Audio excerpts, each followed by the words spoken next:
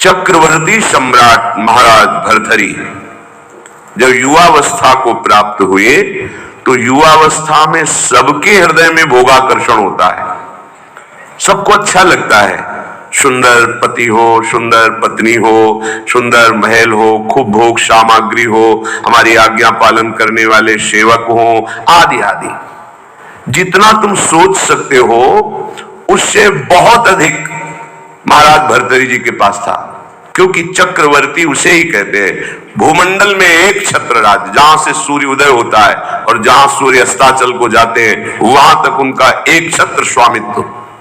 छोटे भाई विक्रमादित्य महान बलशाली, महान बुद्धिमान, कुछ कमी नहीं। भर्तृहरि जी के हृदय में स्त्री के प्रति आकर्षण पैदा हुआ, सर्वसामर्थ्यशाली थे, आदेश किया। कई बार सुनाया है, पर ये बार बार सुनकर कम से कम समझ में तो आ जाए।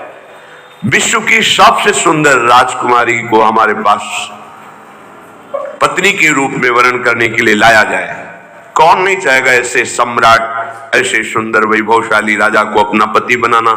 एक पिंगला नाम की बहुत सुंदरी युवती को वर्ण किया भर्तृहरि जी ने, और मन में विचारा कि आखिरकार भोगों में क्या सुख, इसके लिए मुझे एकांत चाहिए।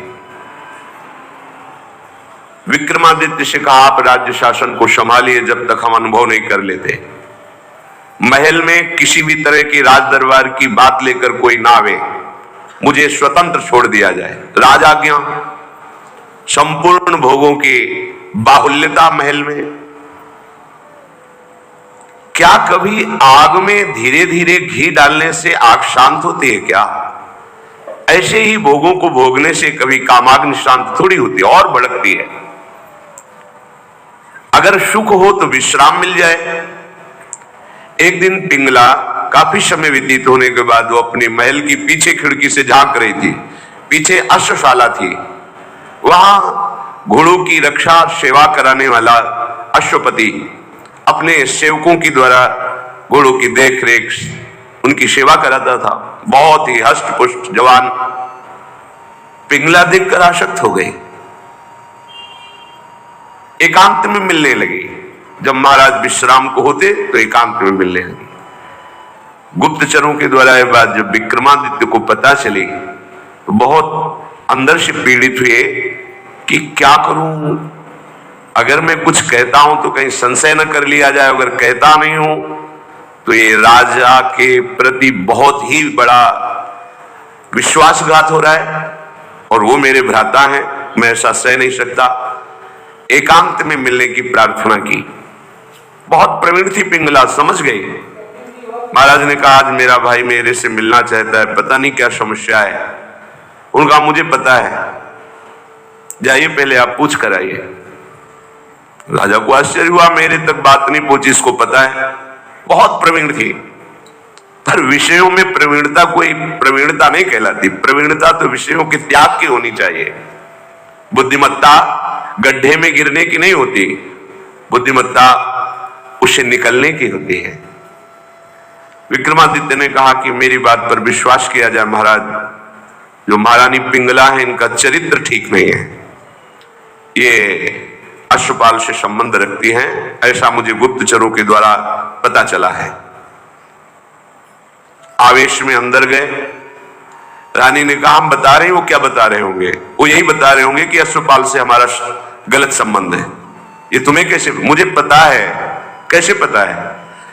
देखो, हम आपको प्रमाणित नहीं करती, पर आपके भाई चरित्रहीन है। नहीं, इसका प्रमाण चाहिए। आप ऐसे पवित्र भाई के ऊपर ऐसी बात नहीं लगा सकती।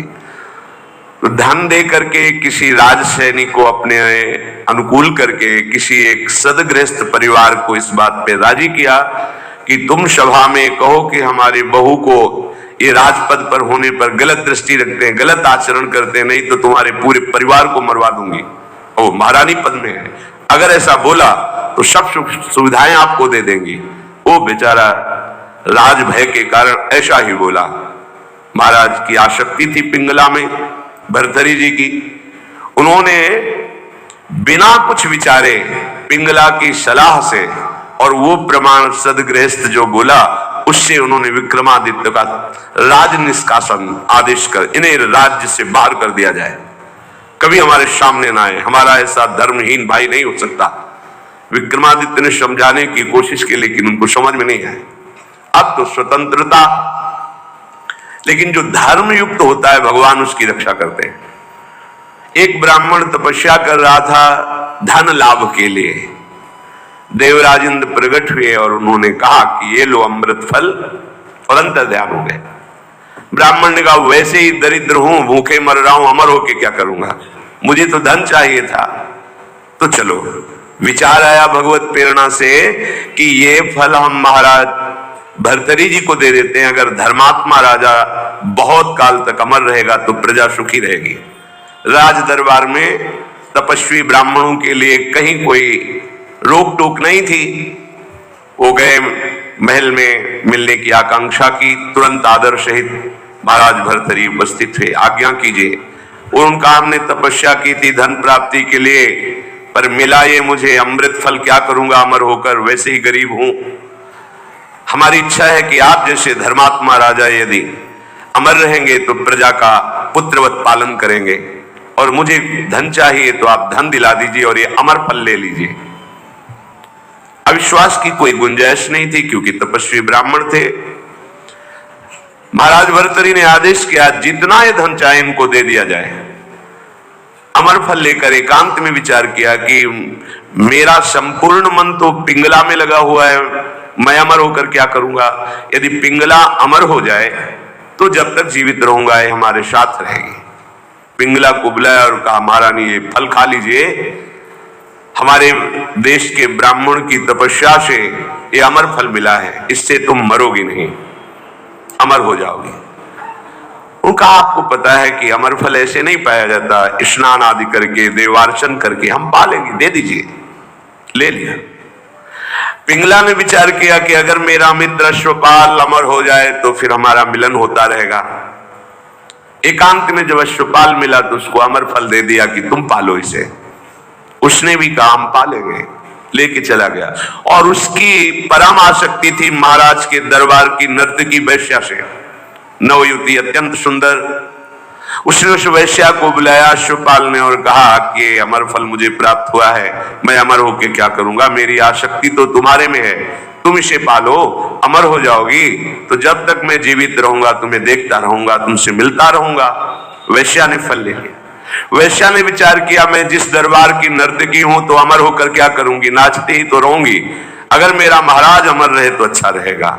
नर्तकी ने उनके निज महल के अंगरक्षक से कहा कि मुझे महाराज से मिलने की प्रार्थना की जाए और मिलाया जाए। महाराज कृपा करके मिले, क्या बात है। तो उनका मैं आपके दरबार की नर्तकी हूं, मुझे अमर फल मिला है, मैं आपको देना चाहती हूं।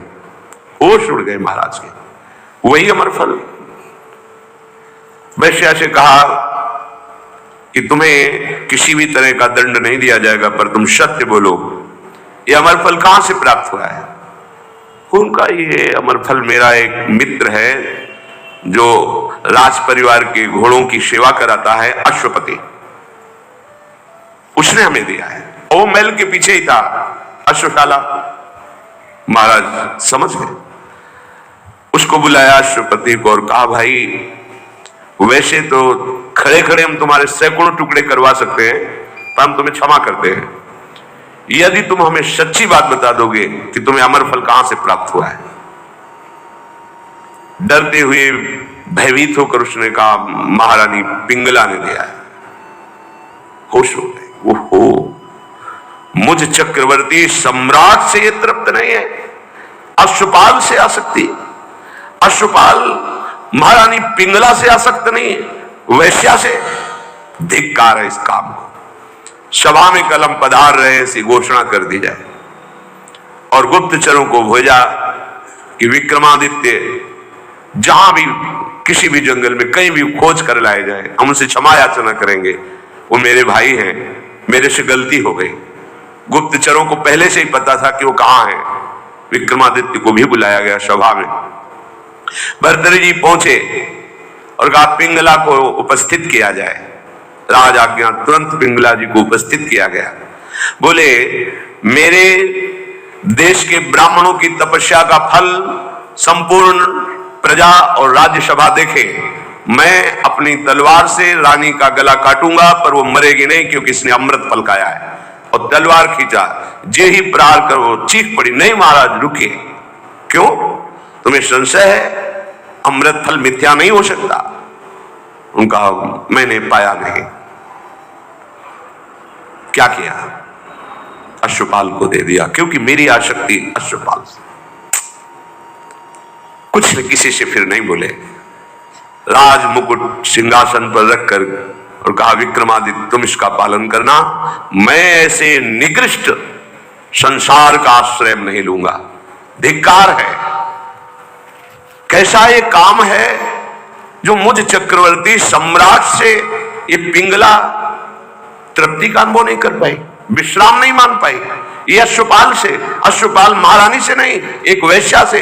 धिक्कार इस काम की वृत्ति को, धिक्कार इस झूठे संसार के प्यार को।